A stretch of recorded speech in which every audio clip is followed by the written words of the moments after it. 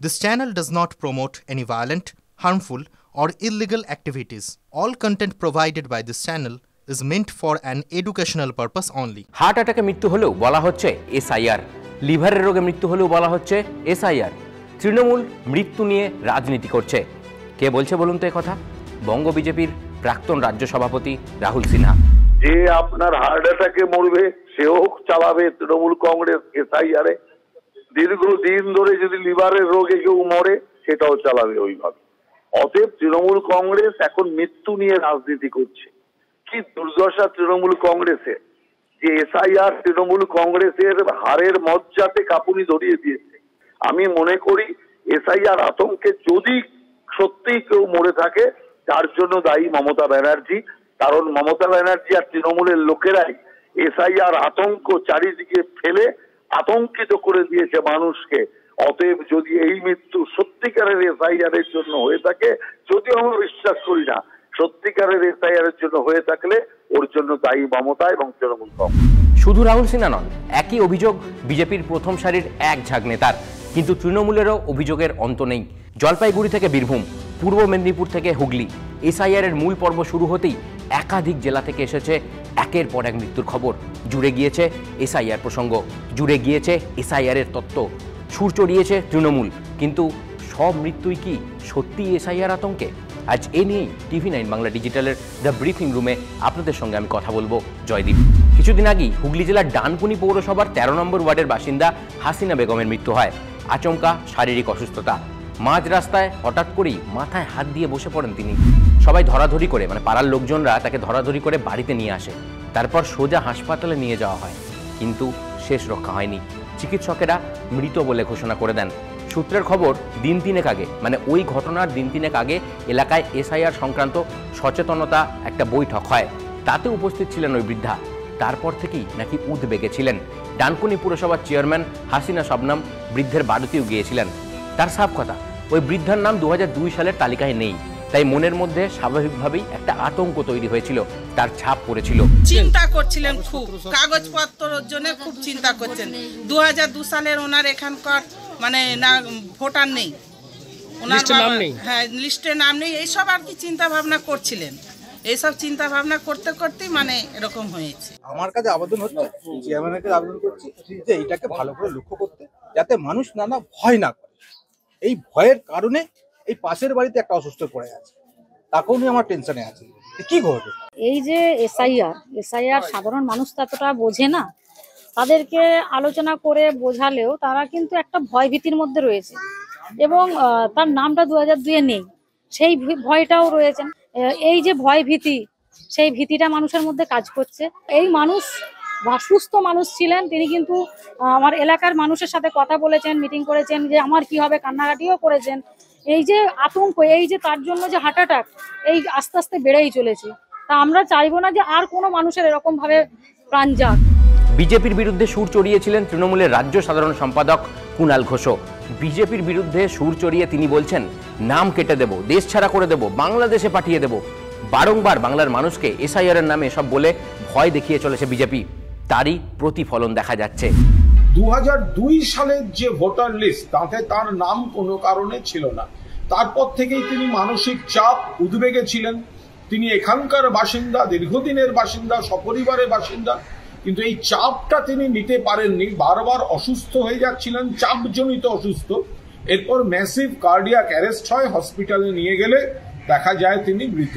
ফলে এই এসআইআর যে প্যানিক বিজেপি তৈরি করেছে, অর্থাৎ ধরে বার করে দেব, নাম কেটে দেব, বাংলাদেশে পাঠিয়ে দেব, এই চাপটা সাধারণ মানুষ আতঙ্কিত হয়ে যাচ্ছেন। কেউ আত্মহত্যা করেছেন, কেউ আত্মহত্যার চেষ্টা করেছেন, কেউ উদ্বেগজনিত চাপে অসুস্থ হয়ে হৃদরোগে আক্রান্ত হচ্ছেন। আমরা এর পূর্ণাঙ্গ সমস্ত রকম তথ্য সন্ধান করছি। শুধু ডানকুনি নয়, এক সুতোয় বাধা পড়ে গিয়েছে আগরপাড়া, ইলামবাজার, পূর্ব বর্ধমানের ঘটনাগুলিও। জামালপুর, রামনগর, মুর্শিদাবাদের কান্দির সঙ্গে জুড়ে গিয়েছে ভাঙড়ের নামও। এই তো কদিন আগে ভাঙড়ের শ্বশুরবাড়ি, সেই শ্বশুরবাড়ি থেকে উদ্ধার হয় শফিকুল গাজী নামে এক যুবকের দেহ। শফিকুলের স্ত্রী জানাচ্ছেন, কয়েকদিন ধরেই এসআইআর আতঙ্কে ভুগছিলেন তার স্বামী। কারোর সঙ্গে ঠিকভাবে কথাও বলছিলেন না, খাওয়া দাওয়াও বন্ধ করে দিয়েছিলেন। মাঝে মধ্যে কাগজপত্র নিয়ে বসতেন আর স্ত্রীকে বলতেন, তার কাছে সব কাগজ নেই। আর এই মৃত্যুর পরেও রাজনৈতিক মহলে কিন্তু ব্যাপক জলঘোলা হয়েছিল। বিজেপির বিরুদ্ধে সুর চড়িয়েছিলেন ক্যানিং পূর্বের বিধায়ক শওকাত মোল্লা। বিজেপি যে মৃত্যু মিছিল, সেই মিছিলের এটা একটা উদাহরণ ধরে নিতে পারেন। ওই যে বলছিলাম, বিজেপি কিন্তু খোঁচা দিতে ছাড়ছে না। রাজ্য বিজেপির প্রাক্তন সভাপতি সুকান্ত মজুমদার রীতিমতো কটাক্ষের সুরে বলেন, এতদিন ডেঙ্গিতে মৃত্যু হলে বলতো অজানা জ্বর, আর এখন মৃত্যু হলেই বলবে এসআইআর জ্বর। এখন এটাই চলবে। মনে নেই ডেঙ্গু যখন হতো বা হয়েছিল কি লেখা হতো, অজানা জ্বর। এখন সব এসআইআর জ্বর, এসআইআর যাই হবে এসআইআর জ্বর। কারোর সাথে প্রেমিক প্রেমিকার ঝামেলা, কেউ আত্মহত্যা করলো, এসআইআর জ্বরে মারা গেছে। কিন্তু অন্যরকম উদাহরণ যে একদমই নেই এরকমটা নয়। তৃণমূল বলছে এসআইআর আতঙ্কে মৃত্যু, আর বাড়ির লোকজন বলছে এমনি শারীরিক অসুস্থতায় মৃত্যু। এই উদাহরণও কিন্তু রয়েছে। আরামবাগের মোহনপুরের বাসিন্দা তথা প্রবীণ ব্যবসায়ী প্রভাত দত্তের মৃত্যু হয় শনিবার সকালে। এলাকার তৃণমূল নেতাকর্মীদের বক্তব্য, এসআইআর আবহে দিন কয়েক ধরেই তিনি আতঙ্কে ছিলেন। ফর্ম কোথায় পাওয়া যাবে, কিভাবে পাবেন তা নিয়ে ছোটাছুটিও করছিলেন। যদিও পরিবারের সদস্যরা বলছেন কোনো আতঙ্ক টাতঙ্ক নয়, উনি এমনি শারীরিক অসুস্থতায় মারা গিয়েছেন। শরীর পুরোপুরি ভালো ছিল, আচমকা অসুস্থ হয়ে পড়েছিলেন, তারপরেই মৃত্যু। বিজেপি বলছে মৃত্যু নিয়ে নোংরা রাজনীতি করছে তৃণমূল। বাইরে যেটা খবর পাওয়া যাচ্ছে এসআইআর আতঙ্কে নাকি উনি। না না না, এসব এটা ভুয়ো খবর, ওটা কোনো প্রবলেমই না। উনি সব ঠিকঠাক করেই রেখেছেন। কাগজপত্রগুলো একটু করে ফর্মগুলো আগে ফিল আপ করে রাখছেন, একটা জেরক্সের ওপর আগে করছিলেন, যাতে কোনো ভুলভাল মানে আসলটাই না হয়ে যায়, সেই জন্যই। এসবের কোনো ভয়ভীত ছিল। কোথায় ঘটেছে? আমাদের দোকানেতে, বলরামপুরের দোকানেতে। কালকে ওই ফর্ম নিয়ে যে এখানে যে আছে নাকি বিএলও আছে, সেও এসেছিল দোকানে। এবার দুদিন ফর্ম পায়নি, সেটাও ঘোরাঘুরি করেছে। এবার আতঙ্ক একটা, সবাই কি বলেছে, এবার পাশাপাশি যারা দোকানদার ছিল ওরা বলতে পারবে। হ্যাঁ, প্রচন্ড চিন্তা। দেখুন ভাই, যে কোনো মৃত্যুই দুর্ভাগ্যজনক, কিন্তু বাড়ির লোকের বক্তব্যটা যদি শোনেন আপনারা, আমি যেটুকু খবর পেয়েছি, বাড়ির লোকের বক্তব্য হচ্ছে ওনার ভোটার তালিকায় নাম ছিল, নাম আছে, এসআইআর আতঙ্কে তিনি মারা যাননি।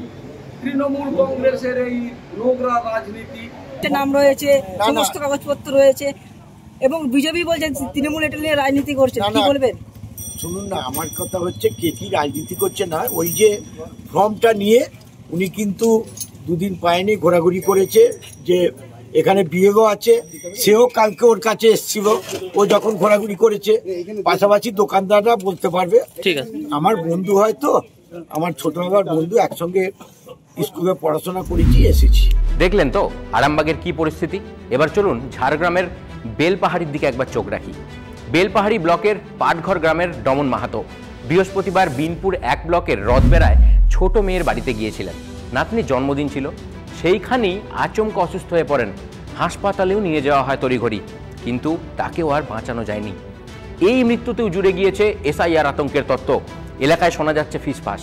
যদিও স্থানীয় বিএলও মিঠু মাহাতো বলছেন ওই পাড়ায় তিনি ফর্ম দিতে গিয়েছিলেন, এরকম কিছুই তিনি শোনেননি, তাকেও কেউ কিছু বলেনি। এই মৃত্যুর ক্ষেত্রে এসআইআর আতঙ্ক যে রটনা তা মানছে তৃণমূলও। ব্লক তৃণমূল সভাপতি বুবাই মাহাতো বলছেন ওর কিডনি নষ্ট হয়ে গিয়েছিল, সেখান থেকে মৃত্যু। ঝাড়গ্রাম জেলা সহ সভাপতি তৃণমূল কংগ্রেসের প্রসূন সরঙ্গী বলছেন এই মৃত্যুর সঙ্গে এসআইআরের কোনো যোগাযোগ নেই, এটা নিছকই রটনা। তাহলে কি বুঝলেন?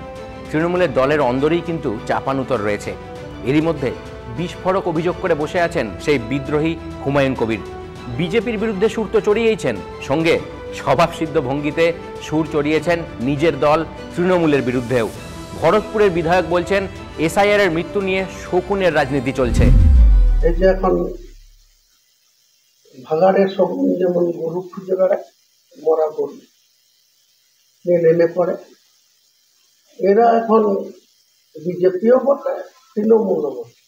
দুজনেরা এখন কে কার মৃত্যু হচ্ছে, কে গলায় দড়ি দিয়ে মরছে, টাকার বিনার দায়ে সেই বাড়িতে চলে যাচ্ছে, নমস্কার করছি, প্রণাম। তবে অন্য ছবি কি একেবারেই নেই? এই তো কদিন আগেই এলো খবরটা, 2 স্ত্রীকে হারানোর ভয়ে গলায় দড়ি দিলেন বৃদ্ধ। জলপাইগুড়ির সদর ব্লকের খড়িয়া গ্রাম পঞ্চায়েতের জগন্নাথ কলোনির বাসিন্দা নরেন্দ্রনাথ রায়। 1 নয় 2 স্ত্রী, বিনোদিনী রায় ও মিনতি রায়। এলাকার উপপ্রধান মনোজ ঘোষ বলছেন 2002 সালের ভোটার লিস্টে তার নাম থাকলেও স্ত্রীর নাম ছিল না। সেই আতঙ্কেই প্রশাসনের দুয়ারে দুয়ারে ঘুরছিলেন। উপায় কি তা বোঝার চেষ্টা করছিলেন। ওনারা তো আগের দিনের লোক, ওনারা বুঝতে চায় না যে আমার নাম আছে, ছেলে মেয়ের নাম আছে, স্ত্রী কোথায় যাবে। এটাই ওনার একটা অবসাদে ভুগছিলেন যে আগামীতে কি পরিস্থিতি দাঁড়াবে। আমি আমার স্ত্রীকে যদি আমি সহযোগিতা করতে না পারি, সেটা ওনার মনে একটা ভয় ভীতি তৈরি হয়েছিল। ভোট দিতেন? হ্যাঁ, ভোট না দিয়ে আসেছি। তাহলে কি 2002 এর যে লিস্ট সেটাতে নাম নাই? হ্যাঁ, ওইটাতে নাম নেই। অথচ তার আগে আপনি ভোট দিয়েছেন? হ্যাঁ, দিছি। তো সেইটা নিয়ে কি ওনার একটা টেনশন ছিল? এলা কি ব্যাপার? আপনি তো ওনার দ্বিতীয় স্ত্রী। হ্যাঁ। আপনার নাম আছে ভোটে? ভোট তো অনেকদিন থেকে দেখছি, লিস্ট আসছে না এখনো। হ্যাঁ, 2002 এর নাম। হ্যাঁ, এই নিয়ে কি চিন্তা করতো? হ্যাঁ, এই নিয়ে একটু টেনশন করতে, কয়দিন থেকে টেনশন করে আমরা তো বুঝাই সবাইকে কি যা বছরে যা হবে তা আমাদেরও তাই হবে, তুমি এত টেনশন করতেছো কেন? এই করতে করতে কয়দিন খাচ্ছে বেড়াচ্ছে, ওই টেনশনে আছে। বিএলওরা বাড়ি বাড়ি যাচ্ছেন, যাবেন 4 ডিসেম্বর অবধি। ধাপে ধাপে শেষ হবে পুরো কাজ। চূড়ান্ত তালিকা বের হবে 7 ফেব্রুয়ারি।